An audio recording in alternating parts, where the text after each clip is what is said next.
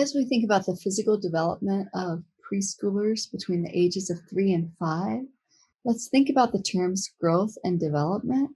They're often used interchangeably, but growth refers to an increase in the size of the body or its organs, and development refers not only to changes in size, but also to the orderly patterns like growth spurts, and then the more complicated levels of reasoning associated with physical changes that children experience.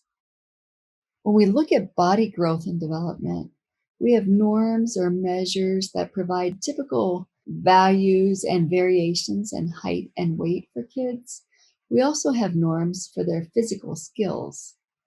During early childhood, boys and girls grow at similar rates, even though individual children may differ in the amount that they grow.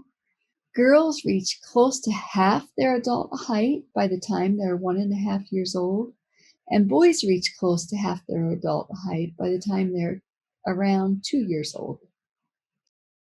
During the first 6 months of life, babies grow very fast. If the growth occurring during those first 6 months of life were to continue, kids would be 100 feet tall by the time they were 10 years old. So obviously that slows down. Weight gains are the smallest between the ages of 2 and 3, and then they gradually increase. Weight gains are fastest right after birth. If those gains were continued, the average 10-year-old would weigh 240,000 tons. Our body parts actually grow at different rates at different times. The head and central nervous system grow the fastest at first. So, that's our brain area. Muscles and the respiratory and digestive systems have big gains during the first 2 years, a stable increase during early childhood, and a really rapid increase during the teen years. Sexual organs only begin to mature during adolescence. And I might just say, when I talk about sexual organs beginning to mature during adolescence, so that period might begin as young as age 8. And we still think about those kids being in the school age years. So I just want to clarify that this may happen during the school age years, and developmentally, that's just this individual child's trajectory. If it begins to happen before age 8, that might be just something to check into with your doctor. How does growth occur? There are two patterns. One is called cephalocaudal development, which is development from head to tail, and your tail meaning basically your butt.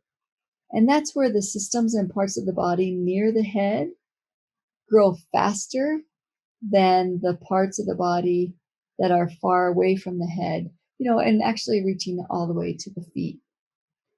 For example, babies hold their heads up first, then they can hold things in their hand, and then they can walk. There's also proximodistal development, which means closer to farther. And this is where regions near the middle of the body tend to differentiate more quickly than regions near the end of our bodies, like our fingers and our toes. And when they're first learning to write, they move their entire arm as they're writing, whereas later they'll just move their wrist. This seems to shift during adolescence, and teens' hands and feet grow quickly, and the rest of their bodies have to catch up during that time. There are individual differences in the growth of children.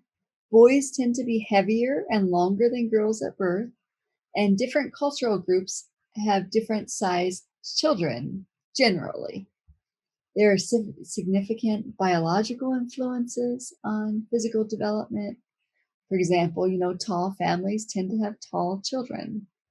There are also significant environmental influences like diet, disease, and social issues like a lack of love or abuse and neglect of children.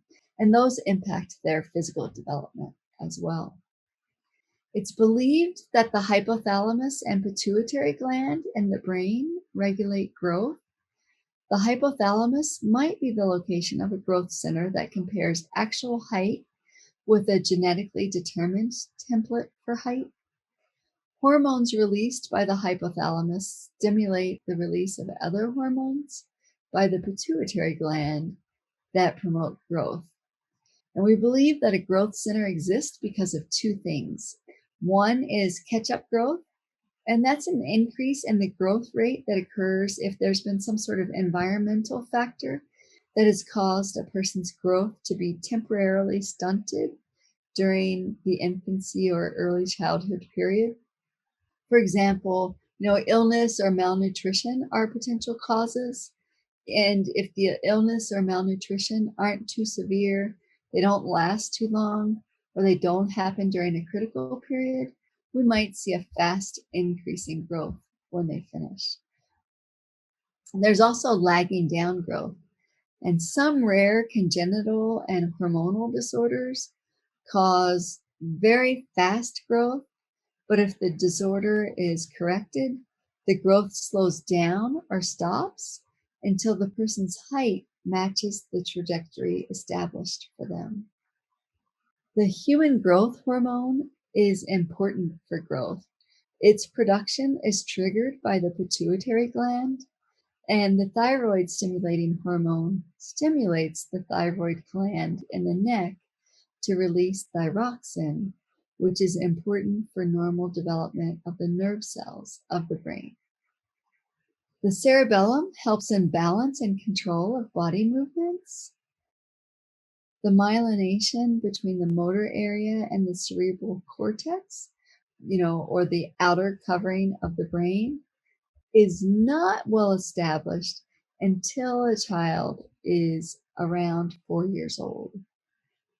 And that contributes to the gains in motor control that we see older preschool age kids have, like their ability to hopscotch, pump a swing, and throw a ball better, kick better, all those sorts of things are due to some of that myelination between the motor area and the cerebral cortex. The reticular formation in the brain is responsible for alertness and consciousness, and it myelinates throughout early childhood and actually into adolescence.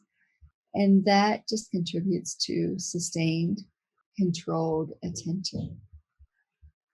The corpus callosum, which are large bundles of fibers that connect the right and left hemisphere of the brain together so they can communicate efficiently, does not begin to myelinate until a child is 1 year old, but it's quite advanced by the time a child is 4 or 5 years old. In a study with preschoolers, they felt a small textured pillow while another pillow was being rubbed across the other hand. 3-year-olds had a tough time telling if the materials were the same, but 5-year-olds could do it. For a large percentage of kids in the world, adequate nutrition and exposure to diseases are the biggest threats to growth and development. A study in Bogota, Colombia, indicated that dietary supplements positively affected children's growth and development when they're at risk of malnutrition. There were 2 groups of at-risk kids. One group was given supplements while the other group was not. From the 3rd trimester of pregnancy until the child was 3 years old, mothers and then their children were given supplements. Results indicated that the kids who were given supplements were an inch taller and 1.5 pounds heavier at age 3. Their gains were still there when they were 6 years old. Even in our own country, many factors affect a child's growth and development, like their emotional well-being, nutrition, infectious diseases, and childhood injuries, just to name a few. In fact, living in a highly negative caregiving environment is related to teenagers starting puberty early, as is inadequate nutrition. Iron deficiency anemia affects as many as 20% of some ethnic groups in the US, and kids with this problem often score lower on tests of intellectual ability as well as psychological tests. If we look historically, improved nutrition, better medical care, and getting rid of child labor account for the reasons why kids in the US and actually most Western nations grow larger than they did in the early 20th century. As far as nutrition is concerned, preschoolers often have a decline in appetite and they become picky eaters. But if they try a food between 8 and 15 times, they will often begin to like it. So stick with encouraging kids to try new foods. Now, if we think about motor skills, preschoolers build on the skills that they've developed in the first 2 years of life. And in the preschool years, they often refine those skills. For example, they have better and more effective body and eye hand or eye foot coordination, so they can hop, skip, dribble, and catch. They also have better balance. They can walk on a balance beam and stand on one foot for a longer period of time.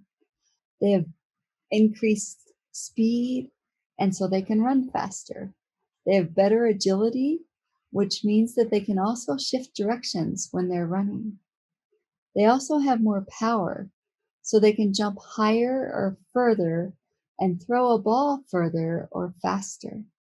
In early childhood, boys can often run a little faster, jump a little further, and throw a ball further.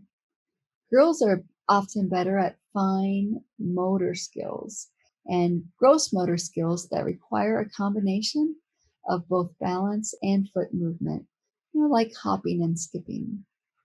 There's a small genetic difference in skills at birth, but it seems like social pressures are what affect later outcomes, as boys are encouraged to play ball and catch with parents, while girls are encouraged to do more quote unquote girl things like jump rope and hula hoop.